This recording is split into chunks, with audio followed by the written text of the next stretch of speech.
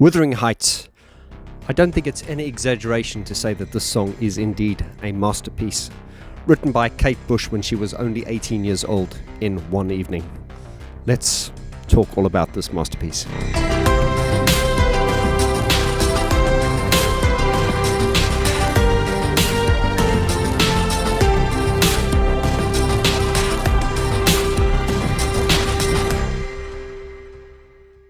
Hello and a warm welcome to the channel. If you're new here, my name's Vaughn. I'm pleased to meet you. I'm an artist development coach, an artist and a keyboardist for the UK band Mesh. And on this channel, we have a lot of fun diagnosing primarily keyboarded musical instruments associated with keyboards, synthesizers and stuff like that. So if that floats your boat, then hopefully you'll stick around and hopefully by the end of this video, I will have earned your subscription. But today we are examining a song which I think we can all agree is a masterpiece. I know we often throw around words like genius and masterpiece, but this, as far as I'm concerned, and I think a lot of you will agree, is a timeless masterpiece.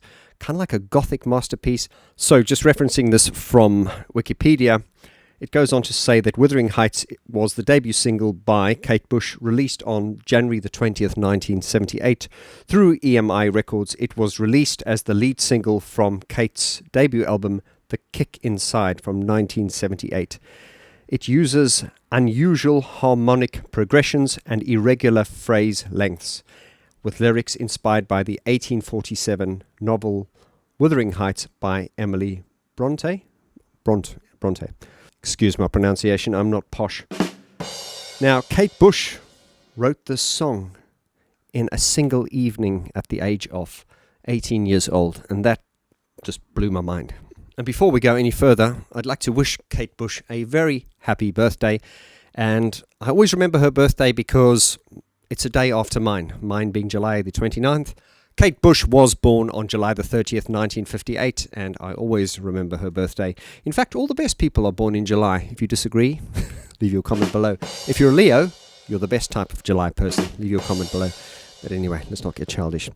Okay, so we're going to analyze this song.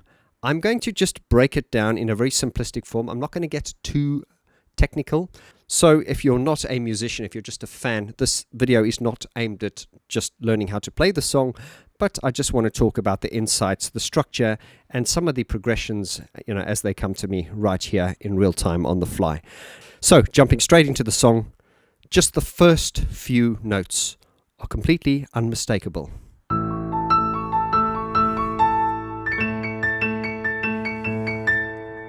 And that is simply these three notes played on an A chord.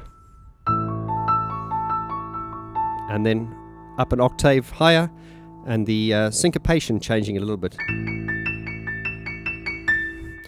After that, it just goes quiet, and her voice comes in, and it's like, oh, what is that?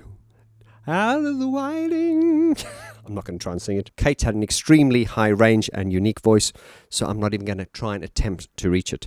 But structure-wise, we'll just run through the melody and some of the shell chords, and at the end I will play it through as a piano improvisation. Starting on the A,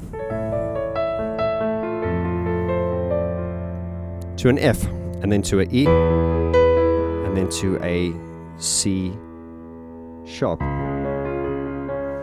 Just listen to it as shell chords now.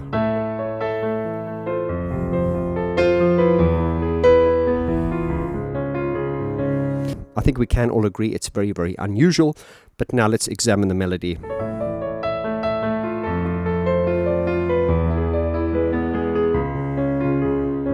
Just this part here. Dun, dun, dun, dun, dun, dun. And it has, on the actual record, on the production, what I love about it is it's all played. These are played. This is not programmed. Of course, I've got nothing against music production and programming music because I am an electronic artist at the end of the day. It's very refreshing for me to hear music that is, especially from that time where it was kind of played, and it's so inspired and so sincere, and the emphasis is all on the delivery and the sincerity and not the production and being cool. It just is what it is. And this song is, to me, is a masterclass in all those aspects where feeling and sincerity and it all just comes together with artiness, and there's just no pretentiousness despite the video and everything. But once again, on the opening melody, That's just on the A, and then we move to the F, and then we have an E on the C sharp. The next verse is the same pattern.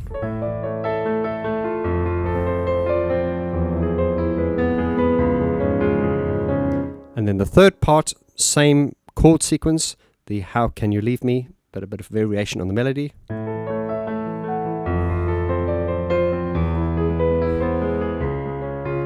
And then I Loved You Too, and that's on the G sharp, or what you could call A flat. Now we come to the bridge.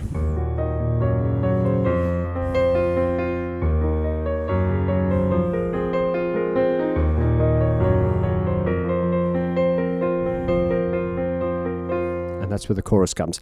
Let's analyze the bridge now. Bad dreams in the night. That is on E flat, F sharp, and then to F. You told me I was going to lose the fight. Then we come to the chorus, but let me just play the bridge melody for you there.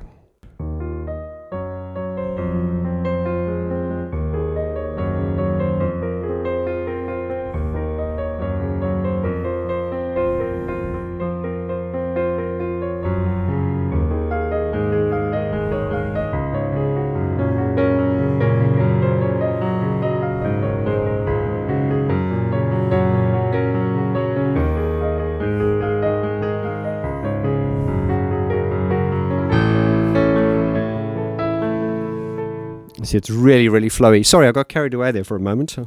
Focus. So, we had the bridge and we went into the chorus, which is as follows.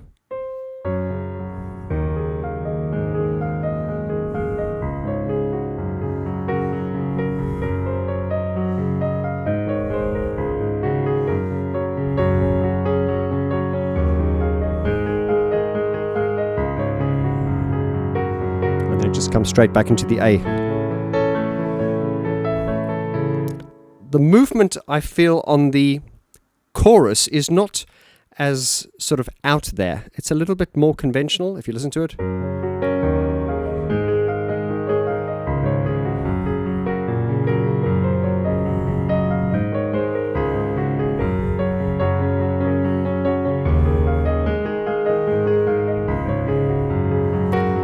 But the way this A chord comes in here, it kind of throws you. And I feel that it is the verses and the bridge which are sort of very unusual. The chorus really is, if you look at those chord progressions, they're not that unconventional. But the most sort of Gothic and unconventional part of this song are the verses, the bridge.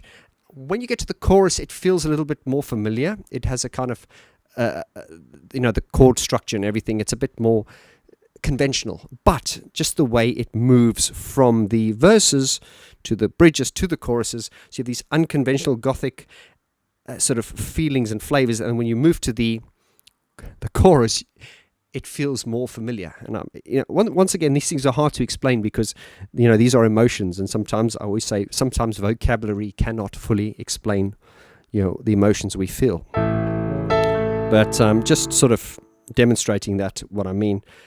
Looking at the verses again.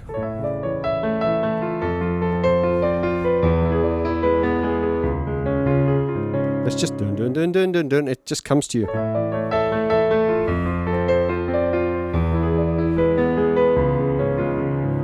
Okay, and then by the time it gets to the bridge, once again, this is also very Gothic and kind of unusual.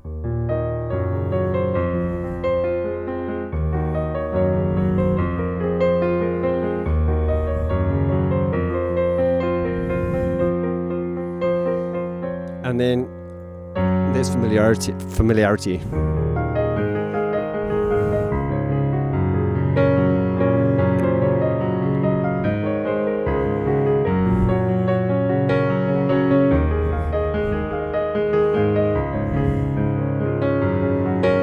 then to the...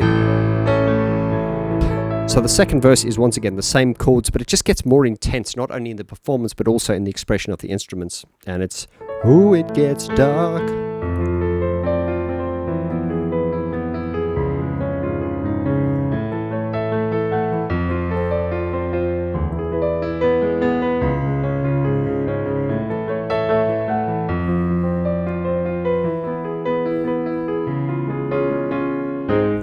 And this chord that comes in here, my only master, that's also quite just, I guess what you're saying is you're not expecting this chord to come in. Watch again.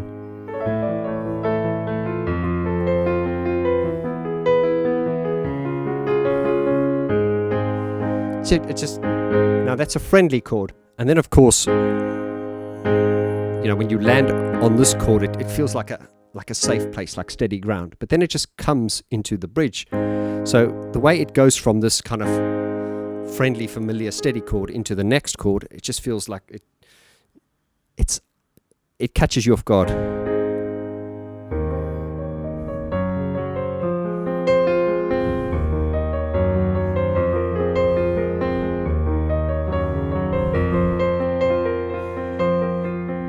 And we're back into the chorus again.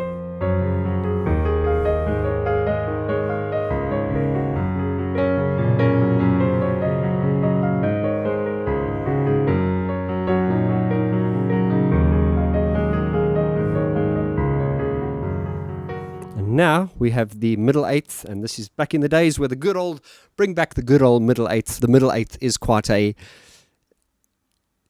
integral part of the traditional song form. Of course, a lot of songs are written in different forms, and that's not incorrect, but there's just something beautiful indeed about this song, where this song indeed covers or follows the sort of traditional songwriting code, which is, verse, verse, bridge, chorus, and then verse, verse, bridge, chorus, and then middle eighth, and then chorus, chorus. And it's a conventional way of doing it. Let's not get sidetracked by that. Maybe a subject for another video, but onto the middle eighth of the song.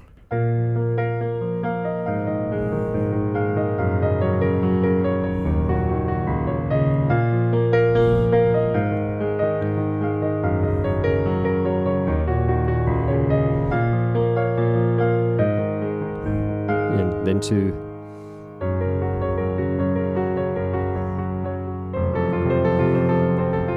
and that's a very unusual part again, and then it brings you into the chorus, which by now you're familiar with.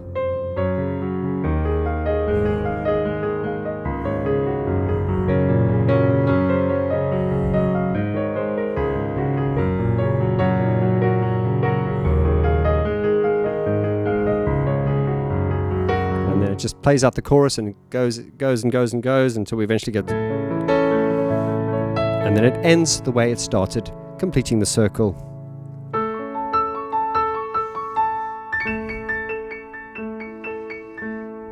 Absolute Gothic masterpiece. And the fact that she wrote this when she was 18 years old, I mean, this is just what blows my mind completely. I believe she was classically trained.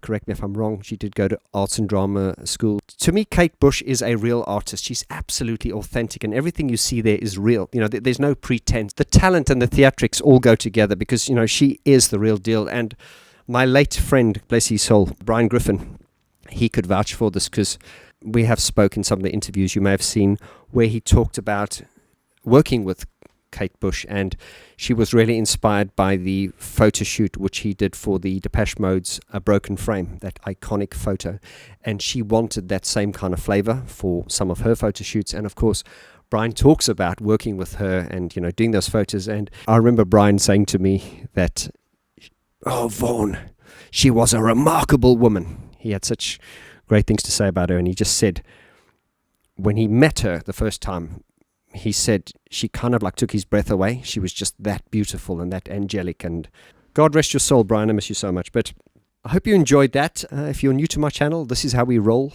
We don't sort of script things. We just talk as we feel on the fly. So hopefully I've earned your subscription. I will look at releasing a tutorial video of this if you want to learn how to play it on my watchvg.com, my members only site. But hopefully this video you found enjoyment and value from it. I'm going to end now with a piano interpretation, and that is where I'm just going to play out with the song just as I feel at the moment. I'm not reading this. I can't read music, but I hope you enjoy. Please leave your comments below. What do you think of Kate Bush? What do you think of the song? Any other songs you'd like me to talk about? Do hit that subscribe button, leave a comment and a like. I really appreciate your time. Enjoy this. Lots of love, and I'll see you on the next video. Adios.